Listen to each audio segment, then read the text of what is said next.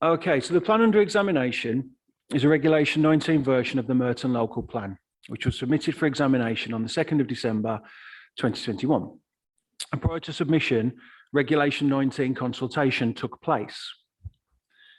Inspector Fort and I have copies of all representations received at that stage, and we'll take them into account. We have produced guidance notes for the Council for the examination, and also identified matters, issues, and related questions. And these were published on the examination website, and paper copies can be made available via the Programme Officer if anybody needs them. We have also received hearing statements from the Council and from others as listed and included on the examination webpage. The Council have also published proposed changes in the plan to those consulted upon at Regulation 19, and these will be considered alongside the submitted plan. The matters to be discussed today will be focused questions based upon and taking forward the MIQs and the associated written statements received. We intend to take mid-morning, lunch and mid-afternoon breaks insofar as possible in accordance with the timetable. Now, in terms of our overview and our role, Inspector Fort and I are tasked with considering the soundness of the plan in accordance with the criteria of the National Planning Policy Framework, and also whether it is legally compliant. The hearings are intended to assist us in that regard. In submitting the plan, the Council considers that it is sound, and this is the starting point for the examination. So, if you are challenging the soundness of the plan, then you have to explain why and what changes might be necessary that would make it sound.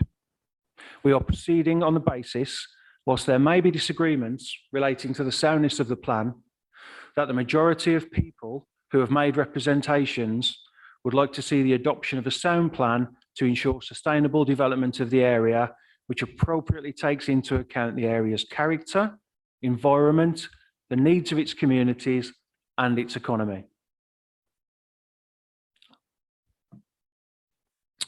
Consequently, Inspector Fort and I will be conducting the examination in a proactive and solution-orientated manner, and will welcome your assistance with this task.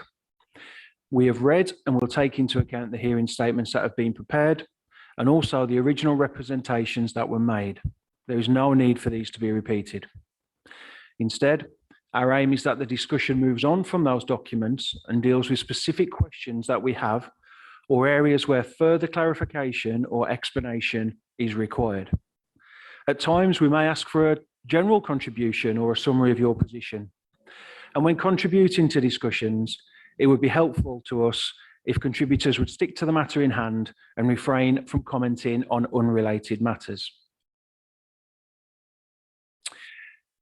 6 days are allocated for the hearing sessions, originally over 3 weeks, with an additional virtual contingency session programme for Wednesday, 29th of June if required. It may be that some elements of matters will be best deferred to subsequent days in order that we keep on track. Also, matters covered and things said on day one form part of the examination and do not need to be subsequently repeated. Now, in order to test the plan for soundness and legal compliance, Inspector Fort and I will need to ask questions. You will have seen that we have already been doing this in preliminary questions and correspondence with the Council, and in the published MIQ document, and also with the other hearing sessions. And both the Council and the other participants have responded to these. The questions will continue today. However, anything that is asked should not be taken as demonstrating a particular predisposition on our part. We will normally start a particular topic by asking the Council for responses to questions we have before indicating that we wish others to comment. For those of you in the room, if you wish to comment, then please indicate this by turning your nameplate on its side, or if you're joining us via Zoom, by using the hands up tool. We may also invite contributions from you on specific points where we may think this may assist the examination. In speaking during the hearing, we would request that you are concise and specific. In particular, if you wish to highlight certain parts of your statement or other documents that form part of the examination, then it will be helpful to us if you could provide the reference. Those present in the room, as Ms. Butler has just stated, should use the microphones when speaking to us. And please ensure that they are positioned close to you when speaking. In saying this, I am noticing a little bit of me dipping in and out perhaps with this microphone, but I didn't want to kind of be that close. So hopefully it's picking up my voice quite clearly. Okay, so those joining us on Zoom will have to make sure that they are unmuted when speaking to us, but muted at all of the times. And a gentle reminder to anyone using Zoom not to chat or use the emoji facilities that were included in that program. These will be monitored by us during the hearing sessions. And if anyone joining on a Zoom call experiences technical difficulties, they should make contact with the program officer in the first instance. Okay, so it's open to the council to propose further changes to the plan. And we would ask that they keep a record of possible changes that arise during the discussions. Any changes that would constitute main modifications would be subject to future consultation. And the examination remains open until our report is submitted to the council. However, no further representations or evidence will be accepted after the hearing sessions are finished, unless we specifically request otherwise.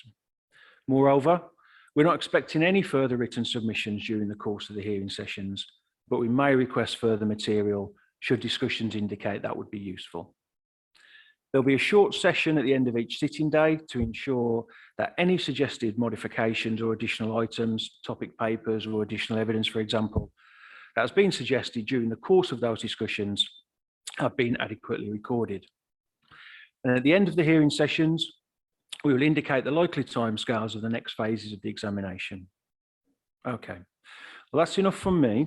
Are there any questions at this stage about the procedural aspect of the hearings? Okay, thank you. And we will now move on to the council's opening remarks, please. I understand, Ms. Butler. Shoot.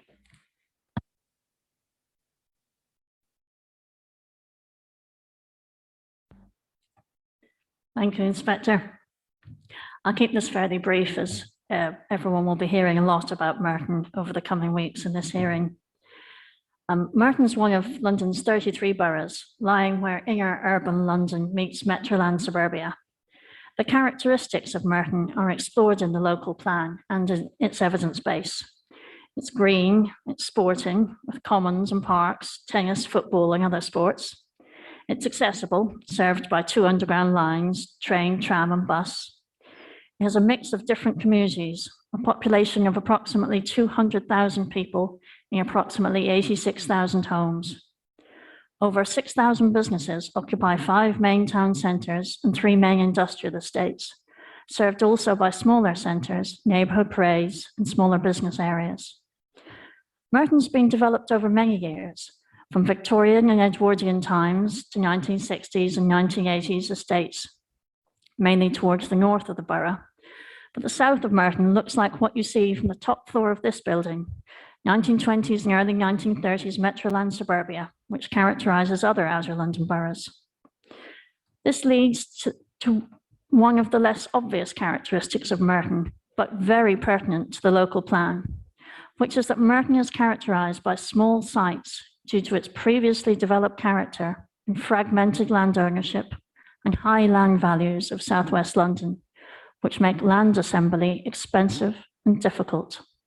Many of Merton's planning policies in the local plan, including those on affordable housing, carbon reduction, and retail impacts, have evidence that demonstrates that they apply to smaller sites than might be experienced in authorities elsewhere in the country that don't have these characteristics.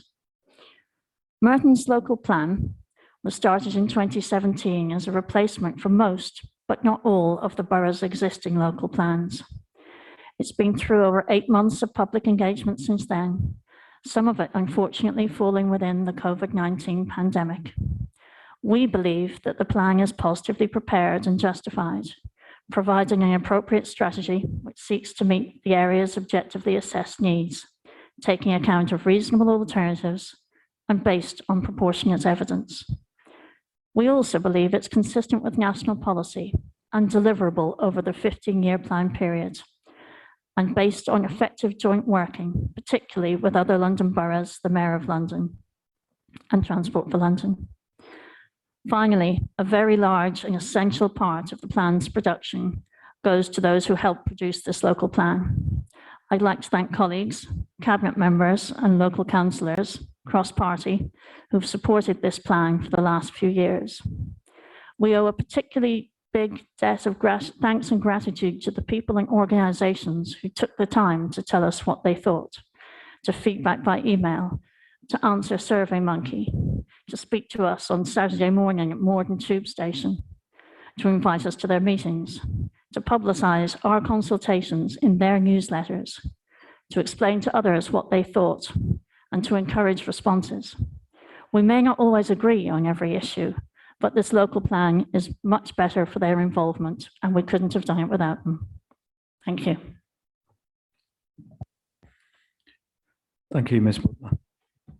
So if we now move on to matter 1, and this is whether the plan is legally compliant. So in short, the discussions will focus on whether the preparation and content of the plan meets relevant legislative requirements, including those set out in the Planning and Compulsory Purchase Act 2004. So as we set out in our matters, issues and questions document, whilst general conformity with the London plan and certain climate change aspects of the plan under examination are both matters of legal compliance as well as soundness, they will be discussed in detail in subsequent hearing sessions as per the circulated timetable.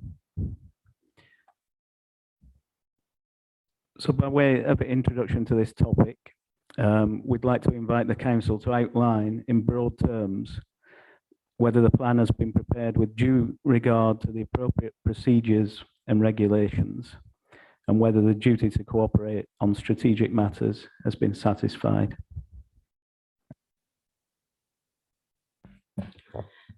Yes, the plan has been prepared with due regard to the associated regulations and national policy, and the duty to cooperate has been satisfied.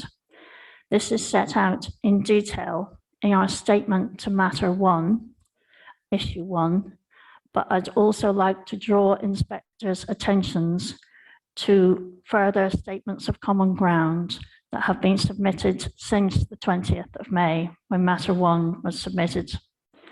This includes the Mayor's Statement of General Conformity, an updated statement of common ground with the Greater London Authority that was submitted in June 2022 and is available on the website.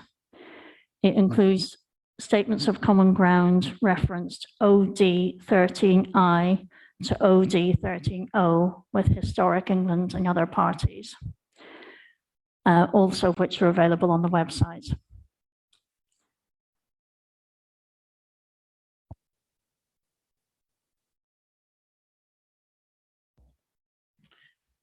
Okay, thank you, Ms. Butler. So just moving on from our MIQs document, and particularly the material that we've received in hearing statements in response to that. So I'd like to take you to the sustainability appraisal first of all. So this relates to issue 2 on our matter 1, matters, issues and questions. So if the Council could outline how the sustainability appraisal has complied with the SEA directive and regulations. So that's taking sort of questions 1 to 7 of our MIQs together. But just for a general overview on that, Ms. Butler, please. As set out in our matters, the SEA has complied with each of the tasks set out in National Planning Practice Guidance and taken an appropriate approach. And it has complied with the SEA regulations, and it's been genuinely iterative as the plan goes forward. We submitted a sustainability appraisal with the local plan, which is part of the examination. But I would draw inspectors' attentions to the updated version of this, which considers main modifications we're proposing. That document, the most recent copy, is labelled LBM 05. And we believe that the alternatives that were considered as part of the appraisal are sufficiently distinctive as to be genuine alternatives that were considered. This is outlined in our response to question 4, matter 1. One point I would like to draw the inspector's attention to is something that was raised in representations. At the second round of Regulation 18, which we call Stage 2A consultation, unfortunately, the Council's sustainability appraisal was placed on the website, but was password protected due to an IT error, which means that it only became visible to people outside the Council from the 4th of January. The consultation ended on the 1st of February, but the Council continued to accept representations up until the end of February to take account of this issue.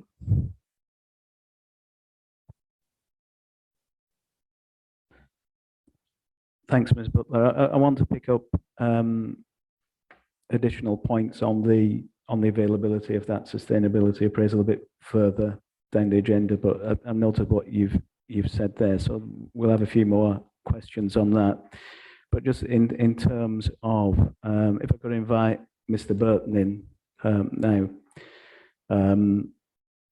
So in your hearing statement, I mean, we're going to pick up on plan monitoring more generally in matter 2 later this morning. But I note from the Mitcham Cricket Green Community and Heritage hearing statement that you consider that there is a lack of evidence to demonstrate that the sustainability appraisal has been developed in an iterative manner. So could you expand on that a little further for us, please? I think there are 2 issues there, really. First is our awareness of the sustainability appraisal. The stage 2A, the issue that was mentioned, was the first time, in a sense, we were aware that there was something which we could look at. So for us, there's a question as to how it was informing, or at what point it started to inform the process, which obviously predates that by, what, 3 years? If we go back to the call for sites. So how has the sustainability appraisal developed to inform the final document, you know, as submitted? And then it simply, the only evidence of it being changed has been very recent. So there's been a recent sort of iteration of the sustainability appraisal in response to the more recent information that's been made available. So in terms of versioning of the sustainability appraisal, that's only been evident very recently. So we're left a bit in the dark as we are with much of the evidence, as to how and at what point it informed the process. Thank you, Mr. Burton. So have you got any response to that, Ms. Butler? Yes, we undertook 2 rounds of what in planning terms is called Regulation 18 consultation. One was stage 2A, and the first one was stage 2, which was pre-pandemic, which was October 2018 to January 2019. So longer than the standard 6 weeks. And this was, if you like, the first Regulation 18, and it was accompanied by strategic environmental assessment scoping reports and strategic environmental assessment reports, as well as other habitat regulation assessment reports, etc. And as we said, when we undertook the second stage of Regulation 18, the following year, we pulled together the full sustainability appraisal from the previous reports and taking account of the changes we were proposing from the first stage 2 to stage 2A, and showing how those had changed. I would also draw inspectors' attentions to the SA report at stage 2 that references document OD17, which establishes the strategic approaches. Those documents were all published for consultation. They're on the consultation website now, and we got some feedback from the statutory bodies on those.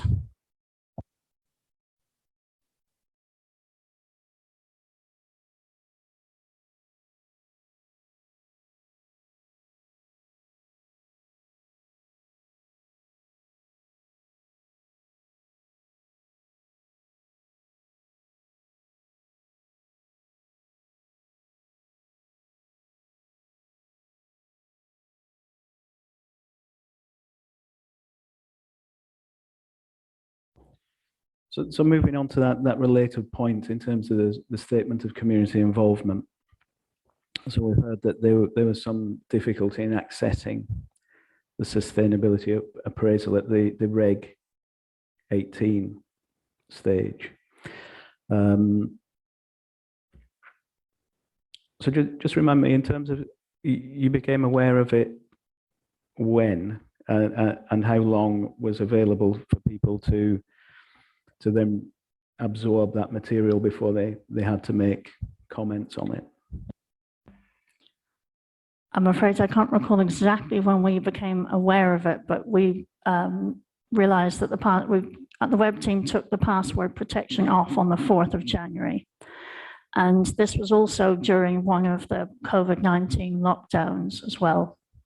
So there wasn't really an option for people to go to libraries or anything and pick up the same document.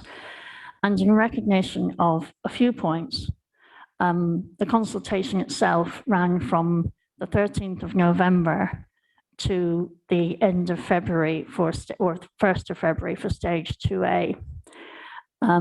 But we recognized that people were contacting us in January about, not just about the appraisal, but about the fact that they had found it difficult to respond. It was a pandemic. They were busy over Christmas.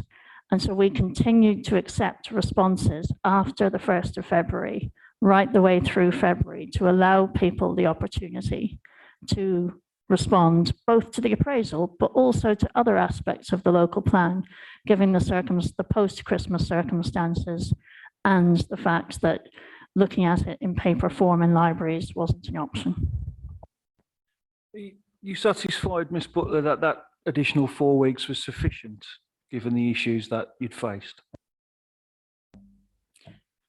We started the consultation on the 13th of November, and the last responses we received were at the end of February. So that is longer than the statutory period. So we are satisfied that the additional 4 weeks on top of the existing consultation allowed people the opportunity, while making sure we were able to move on with the plan making process as well. Okay, so in terms of the availability, when the password protection was taken off the sustainability appraisal, that was after the 4th of January? That was on the 4th of January. On the 4th of January. And then how was it communicated to people that the 1st of February deadline wasn't a hard deadline in that respect? Was there anything put out that you'd be accepting material after that point? I'm quite sure we sent an email, as we would normally do, but I would like to confirm the date and contents of that communication, if that's all right. And we would have updated the website as well.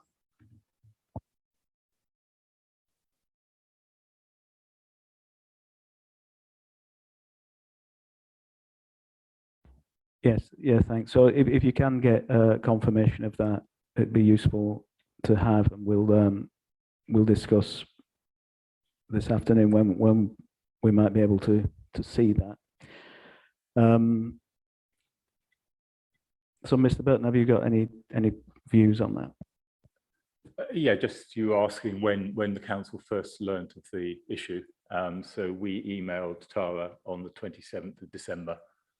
So 27th of December to the 4th was the period in which it took to, seems reasonable to me, given it was Christmas. And we requested that the consultation period should, in a sense, start from when the document became publicly available again. I think there is an issue as to how aware people were of that. I think that's a general issue. Levels of awareness in the networks that we were operating in were relatively low. But we welcome the extension of the period.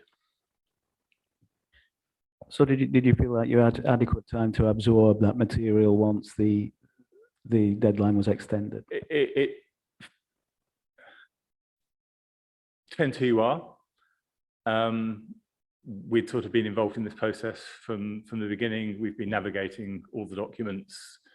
It's a very different position to groups who are less familiar with the process, and that's been a recurring issue throughout. So it simply doesn't help, and we will probably get on to the wider issues around the consultation process later. This was another, another set of documents. We don't know whether we're meant to read them. Are we meant to read them? How big are they? What are they for? Why are they relevant? Oh, well, actually, that document, is it important? It wasn't available. Do I need to go back and revisit all the work that I'd done previously? I don't know how many responses were received before the 4th of January, without access to the sustainability appraisal.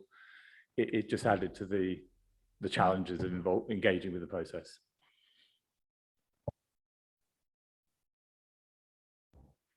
Ms. Butler, any response to Mr. Burton's point? Nothing to add, inspectors, except to emphasise that we believe that the full length of the consultation will enable people to respond, recognising the difficulties.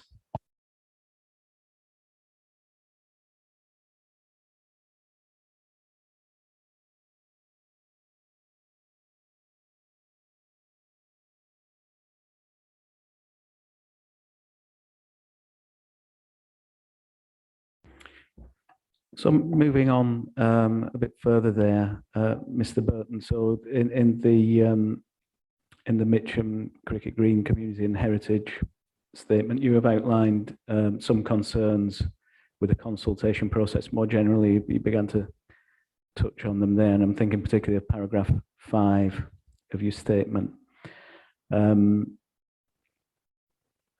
So it'd be useful if you could expand on these, please, for the benefit of the hearing. I'm particularly interested in your view that a number of organisations opted out of the consultation, and what material evidence you might have to that end.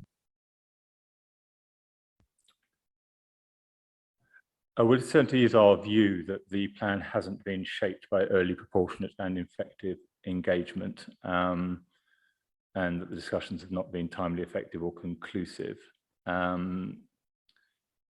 It's been quite a dispiriting process to engage with, particularly to those who are unfamiliar with it. The process has been fairly opaque, not well explained, and inconsistent. The documents have been quite difficult to navigate and are poorly structured, and there's no signposting. Even now, we don't have a contents page.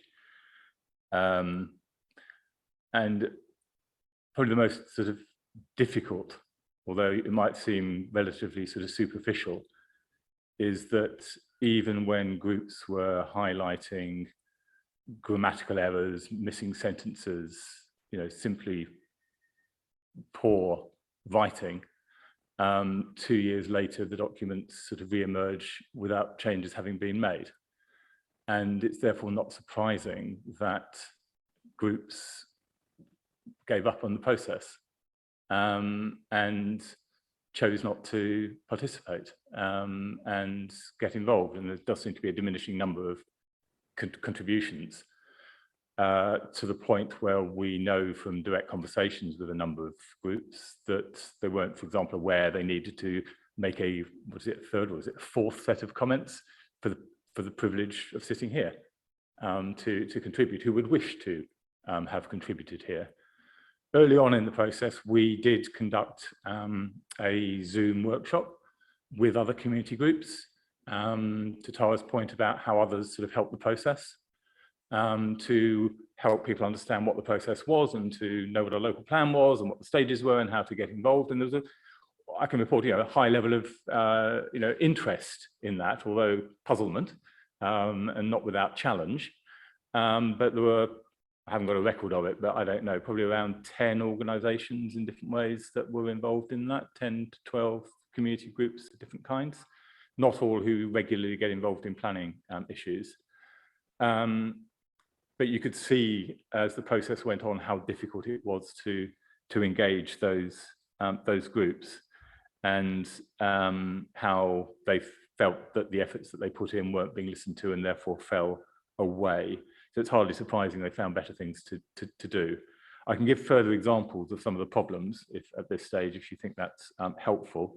Each of the stages, there were illustrative examples of some really basic questions, but you may want to pick those up later on in the process. Well, I'm thinking particularly of the regulation 19 stage. So that was the one immediately prior to submission.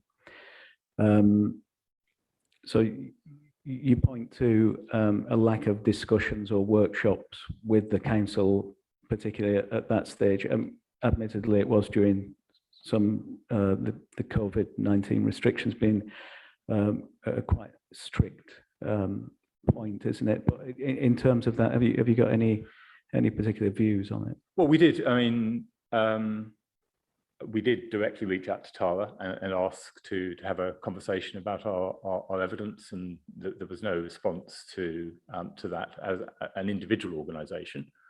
I'm not aware of what other one-to-one meetings were held between the future Merton team and individual representatives of whatever flavour, whether it be landowners, developers, or community groups, or indeed statutory bodies.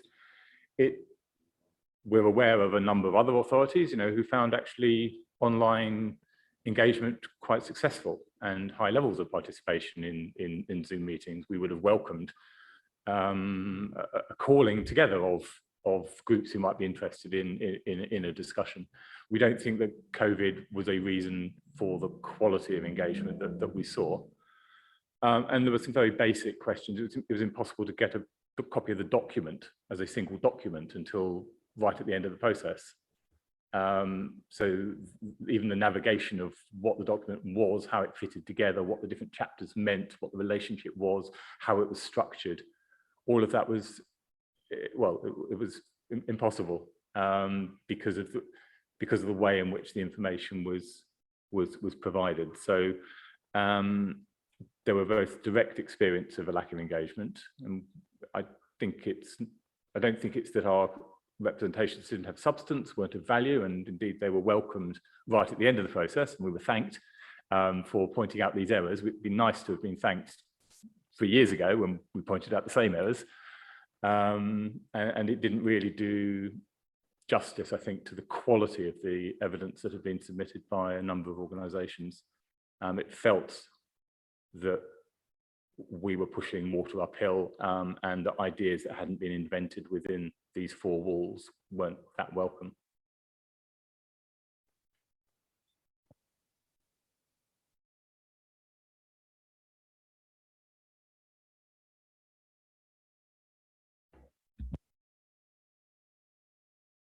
Just before we do move on, Ms. Butler, I wanted to come back, Mr. Burton.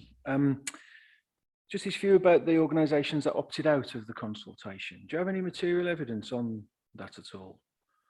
I wondered if you might ask me that. I haven't gone back, and I don't know whether the council has got this to hand to look at who submitted comments at which stage.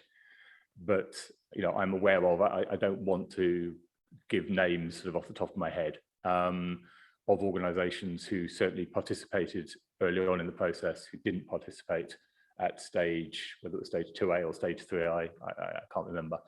But I believe you will find that there is a dropping off of participation from the diversity of community and local organisations through the process. We can speculate, obviously, as to why that is, and I've given you some reasons that I believe explain it.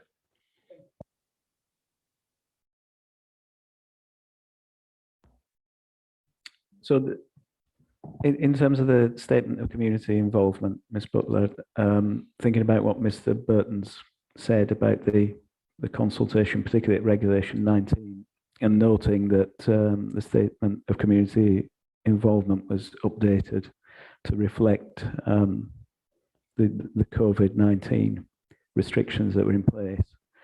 Do you have any responses to those points? Thank you, inspectors. Yes, as set out in Merton's statement of consultation, which is document OD8, it goes through the detailed stages we use to undertake consultation. And we'd agree with Mr. Burton that COVID, while a barrier, especially in the first stages in 2020, wasn't an excuse not to engage or consult people. Table 1 in document OD8 sets out the series of meetings, for example, that we had with organisations, some of which were before the pandemic, some of which were at the height of lockdowns.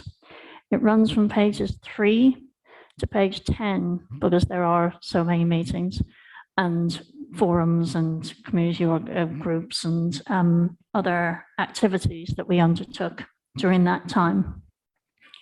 The meetings themselves, the engagement dates from September 2018 running to October 2021, which is before the consultation started and after the Regulation 19 consultation finished.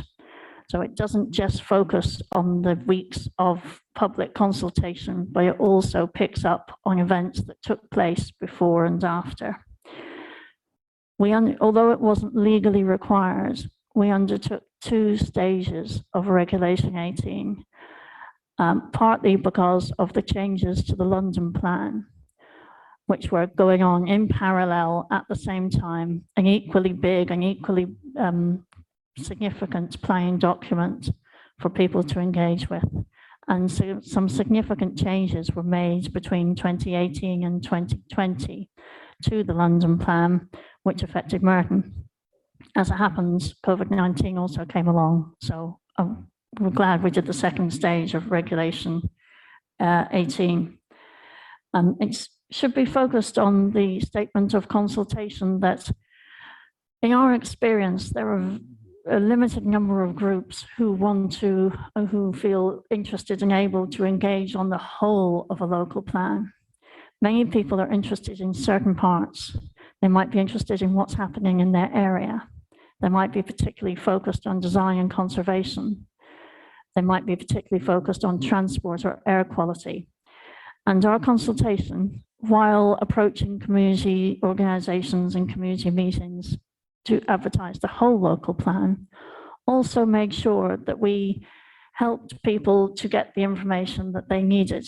If their interest was on a certain area or about a certain matter, that's what we talked to them about, rather than trying to force the whole local plan on them. We also did a lot of tag teaming, where we ran consultations in parallel with other matters that people were interested in. Future Wimbledon supplementary planning document, the Sutton tram link, a number of consultations where we worked in parallel so we could tell people about more than one issue. And if people were coming to talk about the local tram, then they could find out about the local plan as well. Finally, on the issue of people dropping off in consultation, I'm afraid that's what we expect. After 2 rounds of Regulation 18, we hoped that our plan as published for Regulation 19 was the Council's final plan to be submitted to the inspectors. It isn't a stage that we're inviting changes. It's a stage where it was already being voted on by full Council, and really representations of that stage focus on any issues that people still see are problematic, rather than issues of support. We don't usually expect a big volume of responses at Regulation 19. We didn't stop consulting for that reason, but we're not inviting changes at that stage. On the issue of representations increasing or falling away, as set out in document OD8, section 3, particularly paragraphs 3.1 to 3.11, sets out the consultation stages and the number of responses received. At stage 2, it states that 240 responses were received. At stage 2A, during the pandemic, slightly more, 254 responses were received. And it just shows a consistency of responses during the consultation process.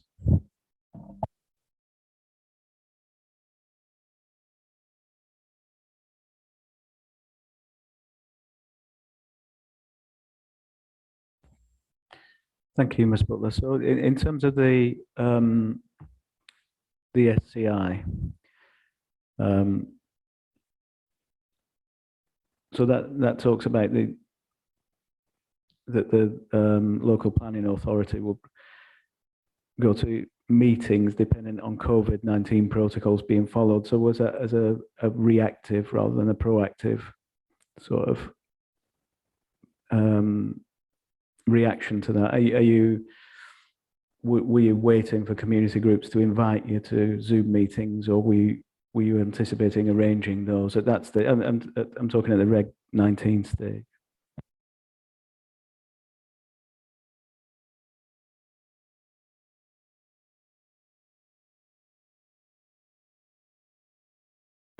Sorry, could you repeat? Is my understanding of the question at Regulation 19, if we were invited to community meetings, is that? Yeah, the SCI talks about going to community meetings as long as there's COVID-19 protocols in place. I presume they will be Zoom or Teams based or whatever at that point. But from my reading of the SCI, it looks like the council weren't proactively organising those kinds of meetings. It was more perhaps waiting to be asked or invited to them. We have learned through long consultation, and this is also contained in the previous pre-pandemic SCI, that hosting meetings about the local plan doesn't often attract people who aren't already wholly engaged in the process. Part of our role is to reach out to people we don't usually hear from. And unfortunately, with something as big and complex as the planning system, that tends to be many people in the borough.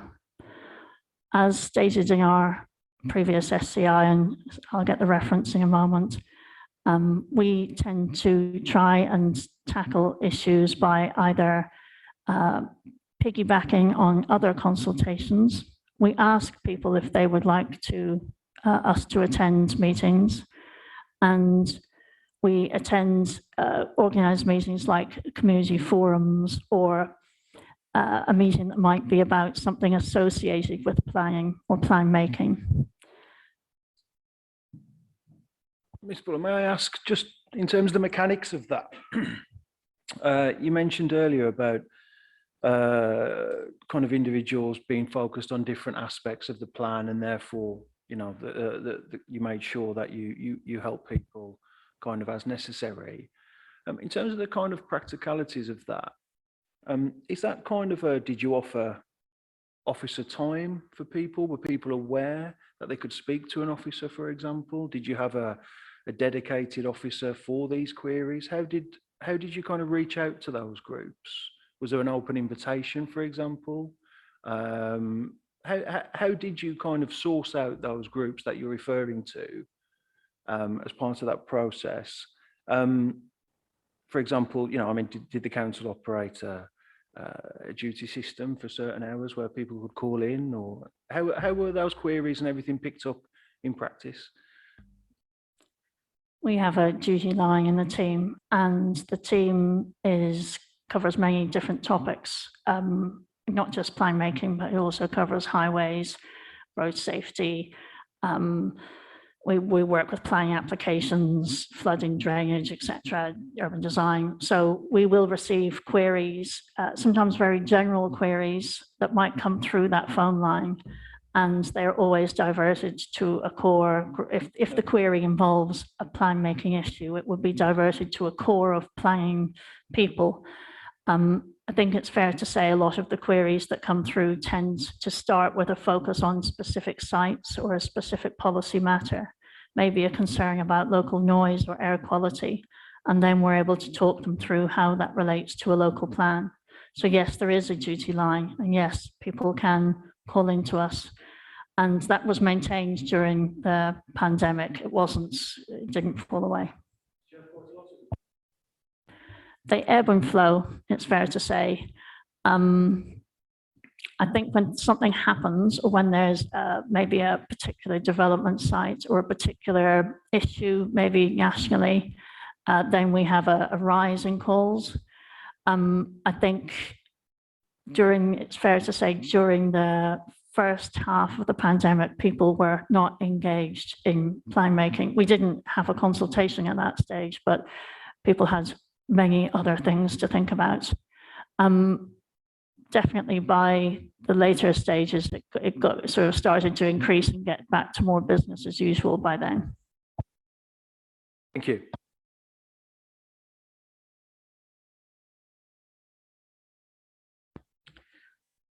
Mr. Burton.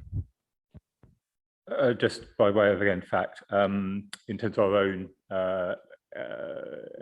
requests for discussion, as opposed to just written submissions, Tara kindly agreed, and we met in March 2019, 3 of us. We made further requests on, what is it, August? No, what's the 8th? August, yes, August 2020 and December 2020, and neither of those received a response. So we stopped asking after that, I think, which was obviously when the plan started to become very real, and policy started to be drafted. I would add that we have not found it difficult to engage people in these issues. And the groups and the individuals who are involved in the Zoom workshop that I mentioned, as I say, not all of them tend to get involved in planning issues. It's how you present it. And there was interest, but then once they came up against the reality of the process, it was very difficult.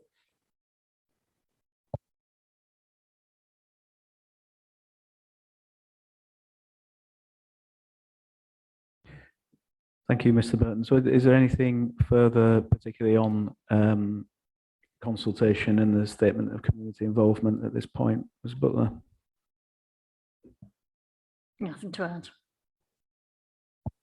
Okay, so if we could now move on to the habitats regulation assessment.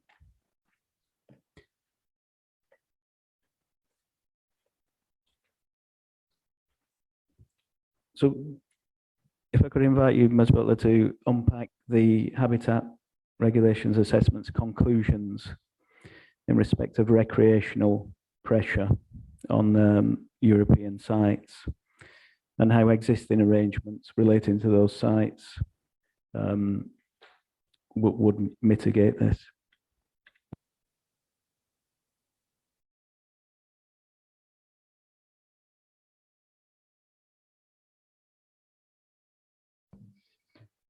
Thank you, Inspector. Yes, the sites in Merton that are relevant to Merton are Wimbledon Common, Putney Heath, and Richmond Park, which are set out in the HRA document OD12. It also considered other sites, but they're a bit further away, and so don't suffer from the same pressures. It considers whether the plan would adversely affect the integrity of the protected sites. It considers recreation and urbanization, visitors, recreational pressure, air pollution, and other types of disturbances. And the HRA found no significant adverse impacts of the plan in terms of its conservation objectives, and identified a number of mitigation measures outside of the plan.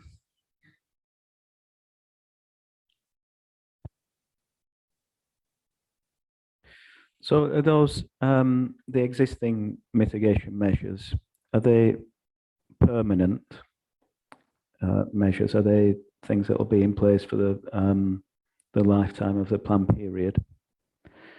And has any thought been given to any need to increase resourcing to any of those measures as a result of the projected housing growth in the borough?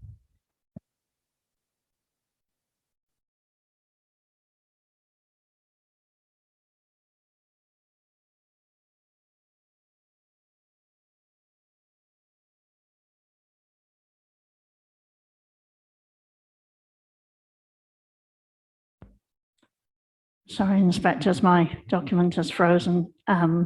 and I can't access it to tell you or to tell the inquiry about the mitigation measures. Can we come back to that slightly later? Please. Yeah, I've got another question, perhaps, so that hopefully the document will unfreeze while we pose this one. But we're going to discuss more generally the WI3 allocation next week.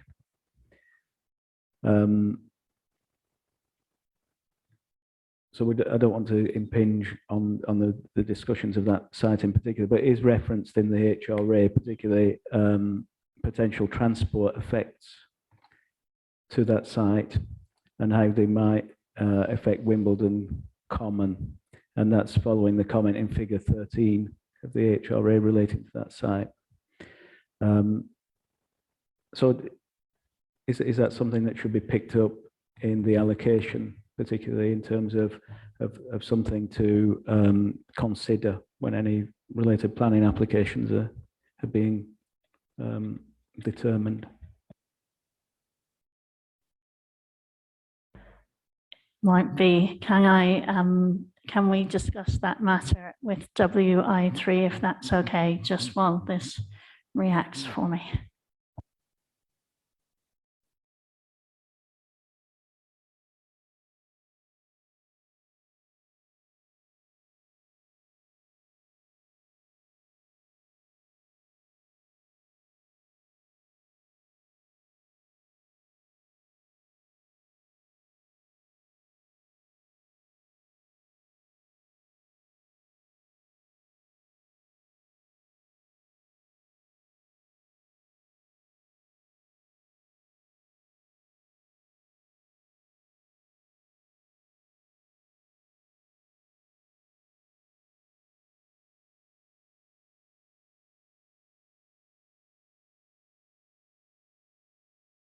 You back on, Ms. Butler? I'm not, but my colleague is.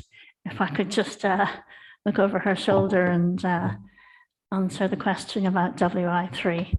Yes, I mean, site WI3 is the nearest where Wimbledon Common, Putney Heath and Richmond Park lie. Site WI3 is the nearest.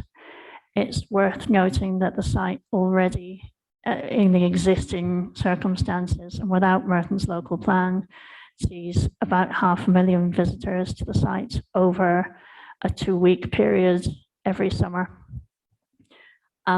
It's worth noting that the local plan emphasizes travel not by private car, but by public transport, walking and cycling. And the adoption of the local plan would proposes to allocate the site and require those types of measures as opposed to traveling by the private car. That in itself will help to reduce measures that could affect the European sites in the habitat assessment. And that's noted on page 58 of the habitats regulations assessment.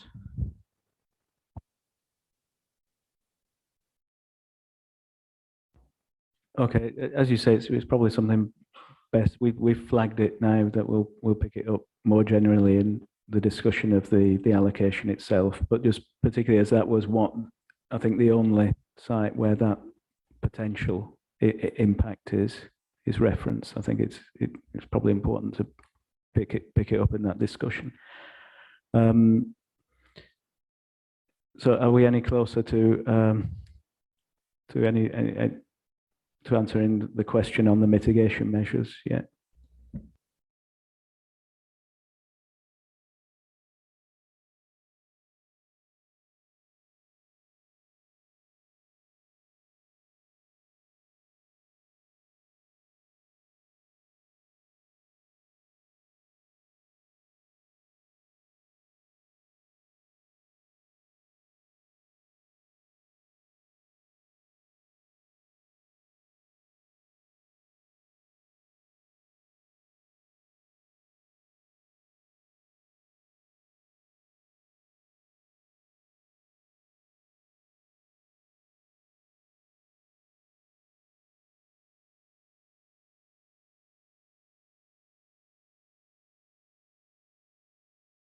inspectors for the efficiency of the examination.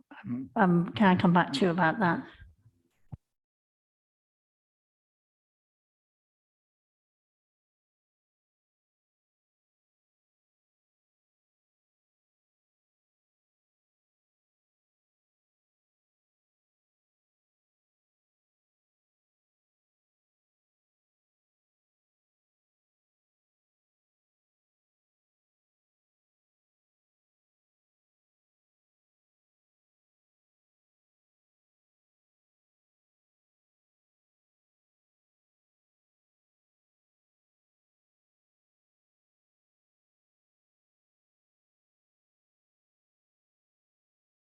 So apart from those questions on the HRA, we've got no further questions on legal compliance at this stage, but I'll ask Mr. Burton, have you got any further legal compliance matters you'd like to draw to our attention at this point?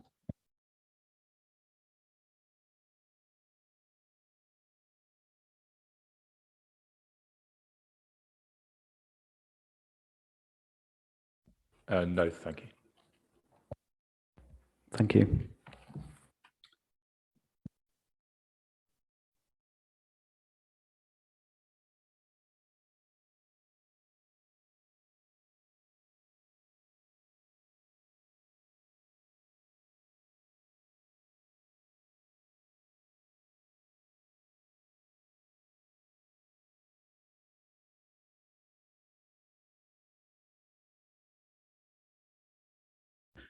Okay, given the computer problems, Ms. Butler, I suggest we adjourn now and we come back. What we'll do is we'll just take those HRA questions up front at the start of the next session and then move immediately on to matter 2. I think we've got the same participants here for both sessions anyway. So so if we adjourn now, for the efficiency of the examination, if we come back at 11:30. Thank you, inspectors. There should be tea and coffee outside. Right, thank you. So the hearing's adjourned.